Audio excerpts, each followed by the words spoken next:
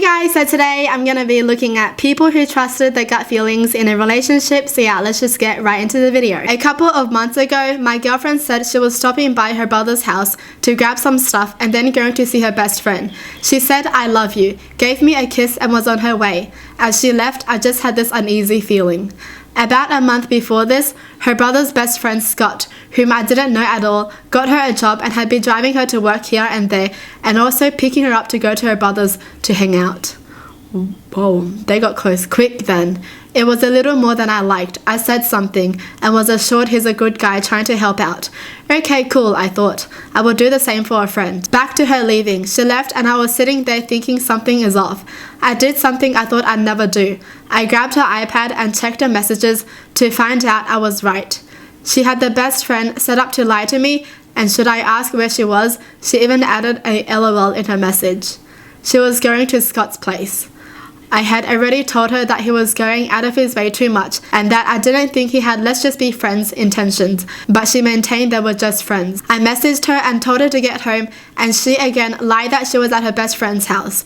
So I told her I knew what was up and to get home. We talked and sorted it out and were going to work on things. Things were going good. We started to get on track again.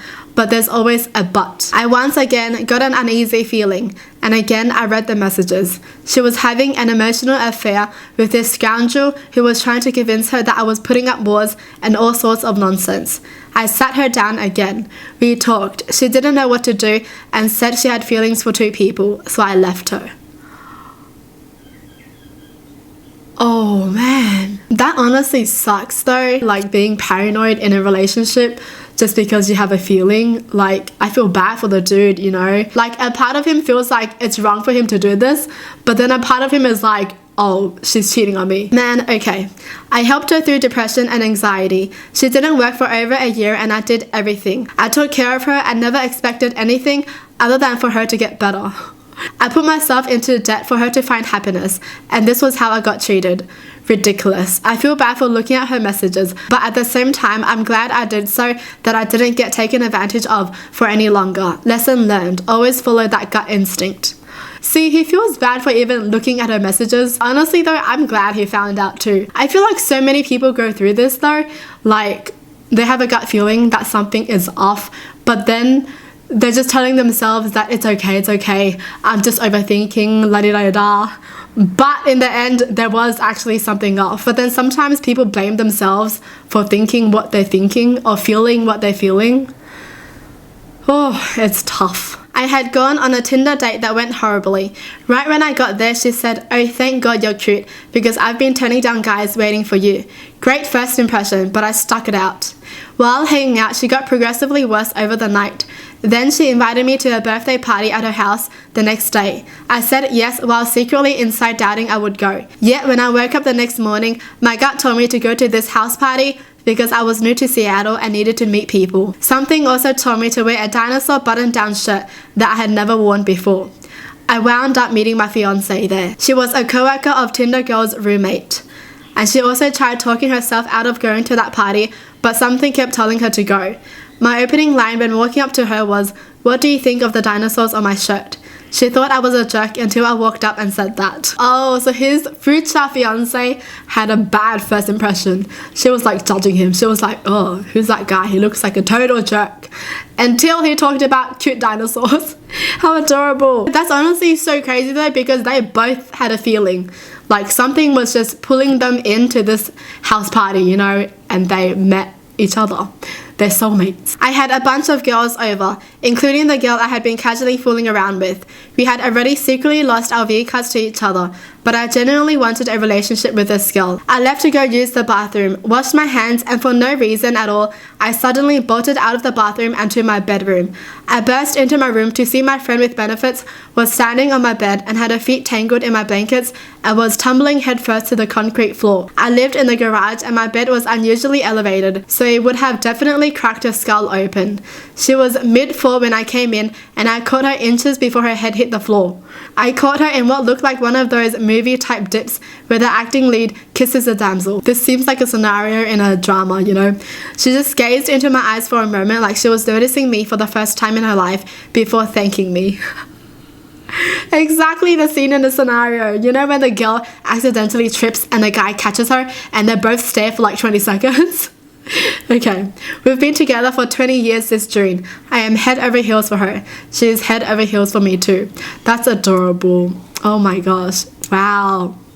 Man, I feel like I've just been like ignoring all these feelings to do with like my love life. I'm just like, nope, nope, nope, nope, nope. I just want to be with my dog. But I guess sometimes if the force is too strong, I can't hold on anymore. The first day of my freshman year of college, I was standing in front of the building that my next class was in, looking at my map. A guy smoking asked if I needed help finding my class. I probably didn't, but he was cute, so I said yes. He got lost, so when we did find it, I was late. Oh my gosh, that's adorable though. I quickly thanked him and went inside the classroom, and thought that would be the end of it. 2 days later, when I had that class again, I was leaving the building when I saw him in the same spot he was in before. I had a break before my next class, so I joined him for a smoke. We got to talking about music. Lo and behold, he was in a band that played my kind of music, and they had a show this weekend. I know you just met me, but would you like to come down with me to watch us play? Every single rational piece of my brain was like, no way I'm letting a dude I just met drive me to the city for the weekend. But I also had the strongest gut feeling I've ever had telling me to go. We're together for almost 4 years. Wow, these are like different gut feelings, okay? These are like gut feelings that make them happy. These are like gut feelings that pull two people in together. Wow. Honestly, I'm loving these gut feeling stories because we have read so many bad ones or like scary ones or like creepy ones, and we needed this, okay? It's crazy how some people have like opposite gut feelings, because sometimes people would be like, oh no, I have a gut feeling about this guy that is just off, and then he actually turns out to be a creep or something. But these gut feelings are like, I had a gut feeling, we have to be together. We got married. My sister had a boyfriend 10 years older than her. I didn't have a problem with the age gap, even though the fact that he had his first child when my sister was 13 weirded me out.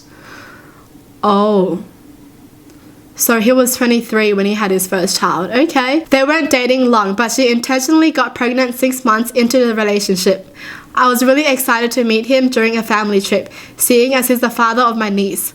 Upon meeting him, I got a strange vibe from him and found myself anxious at the idea of being alone with him. No, he's a creep. We're back to the creep stories, guys. No more romantic ones. He didn't do or say anything strange though, and generally seemed like a nice guy. Still, when it was just me and him, I felt incredibly tense, like he would try to assault me at any moment. I stayed at my sister's place for a few days, then went home in the next province over. He added me on Facebook, and then I got a message saying he thought I was super cute and wanted to get together. He tried to cheat on my sister, who was 6 months pregnant with me. I didn't reply. I just screen capped the message and sent it to my sister and my mum, asking my mum to look out for my sister since her boyfriend is a puddle of grease. After some issues, my sister is now a single mother. That's the way to go. Yeah. You're better off being single than being together with someone who's not going to make you happy. You know what I mean? Like, it's better to be single and happy than to be together with someone that's always bringing you down. But wow, their gut feeling was right. He tried to cheat when his partner was 6 months pregnant with his baby. I found out my ex-girlfriend was poking holes in my rubbers. We were going through a rough patch and I felt like the relationship was slipping away. One day she really wanted to get it on. She started everything and I was down with it. She told me she would go get the box from the drawer. I told her no, let me go get them. I jumped up, ran over, and saw the box was moved ever so slightly. I flipped on the light and saw that every one of the rubber had a hole poked through them. I got dressed, said nope, this nonsense is over, and left. She wanted to get pregnant? That is honestly so bad though. Like, this needs consent too, okay? When I was a kid, one of my cousins was married to this dude named Blank. I hated Blank. He had been around since the day I was born and I screamed every time he held me. When I was about 10 or 11, Blank built my cousin a new beautiful house for them and their 2 boys. When it came time to move in, he never packed his stuff and he wasn't ready to sell the old house. When my cousin got upset and confronted him, he said, because I have another wife and her and our 2 kids are moving in here. The house is in your name, so I hope you like it. He had a 2 and a 4-year-old with another woman that he was living with part-time while he was still married to my cousin. They were college sweethearts and she was completely blindsided by it. She was since remarried and is massively content, but forget you, blank. What? He had like 2 different families? Whoa, he was like living a separate life. He was like living a separate life with one family and then a different life with another family. What the heck?